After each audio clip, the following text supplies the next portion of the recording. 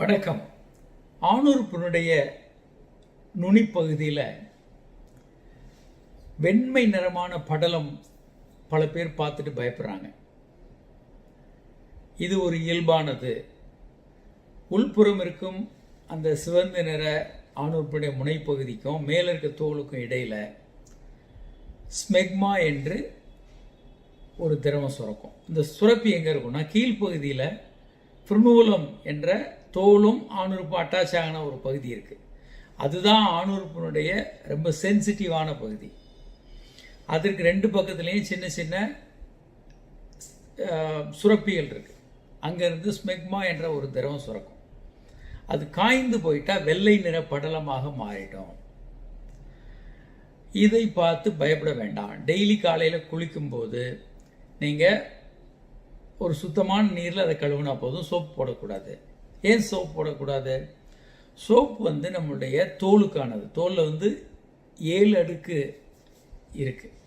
மேலே இருக்கிறது இறந்து போன செல்கள், ஸ்கின் டிஷ்யூ, அதுக்கு தான் சோப்பு.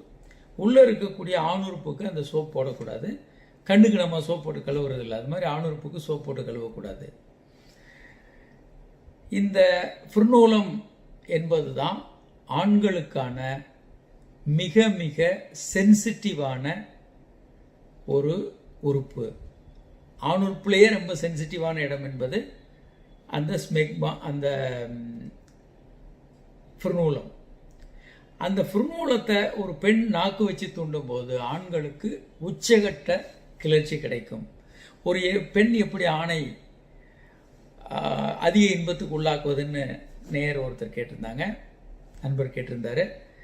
அந்த கீழே இருக்கக்கூடிய ஃப்ருனூலமில் ஒரு பெண் நாக்கை வச்சு தூண்டும்போது ஆண்களுக்கு மிகுந்த ஒரு கிளர்ச்சி ஏற்படும். அந்த ஃப்ருனூலத்துக்கு ரெண்டு பக்கமும் தான் இந்த ஸ்மெக்மா சுரக்கக்கூடிய சுரப்பிகள் இருக்கும். இந்த வெள்ளை படலம் என்பது இயல்பானது. அதை பார்த்து யாரும் பயப்பட வேண்டாம். நீங்கள் 2-3 நாள் அதை க்ளீன் பண்ணாமல் இருக்கீங்க, இல்லை தோல் நல்லா மூடிட்டு இருந்தால் உள்ளே அந்த வெண்படலம் இருக்கும். நீங்கள் வெளியே யாரோடையும் செக்ஸ் பண்ணலைன்னா உங்களுக்கு பால்வினை நோய்கள் வராது. அதனால் இளைஞர்கள் பயப்பட வேண்டாம். தேவையற்ற உறவுகளில் ஈடுபடும் போது தான் பால்வினை நோய்கள் வரும். இயல்பாக யாருடையும் உறவு கொள்ளாத ஒருத்தருக்கு பால்வினை நோய்கள் வராது. அதே மாதிரி ஆணுறுப்பினுடைய அந்த கிளான்ஸ் பீனிஸினுடைய பின்பக்கத்தில் சின்ன சின்ன சின்ன ப்ரொஜெக்ஷன்ஸ் இருக்கும். அவை இயல்பானது. அதை பார்த்து நிறைய பேர் பயந்துருவாங்க.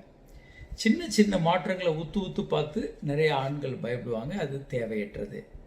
நீங்கள் யாரு கூட எந்த உறவும் வைத்து கொள்ளலை அப்படின்னா உங்களுக்கு எப்போதும் பால்வினை நோய்கள் வராது. அதே மாதிரி பச்சை குத்துறது, காது குத்துறது, தேவையற்ற பழக்கங்கள் எல்லாம் தவிர்த்துட்டோன்னா நமக்கு பால்வினை நோய்கள் வர்றதுக்கான வாய்ப்புகள் இல்லை. ஸோ இந்த வெண்ணிற படலம் நாம் கவலைப்பட வேண்டாம். நீங்கள் மனைவியோட உறவு கொள்ளும்போது சில பேருக்கு, திருமணமான ஆண்களுக்கு மனைவிகிட்ட இருந்து பூஞ்சை காளான் தொற்று வரலாம்.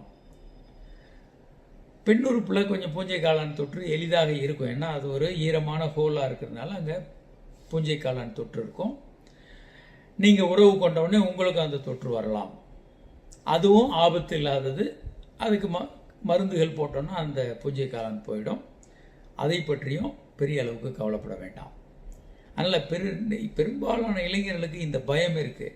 தனக்கு எங்கேருந்தோ தொற்றுருச்சு, ஏதோ ஒரு வகையில் பால்வினை நோய் வந்துடுச்சு, இல்லை HIV வந்துடுச்சுன்னு பயப்படுறவர்களுடைய எண்ணிக்கை இன்றைக்கி அதிகம். இதற்கு பேர் வெனிரோஃபோபியா அப்படின்னு பேர். இந்த பயம் தேவையில்லை. நன்றி.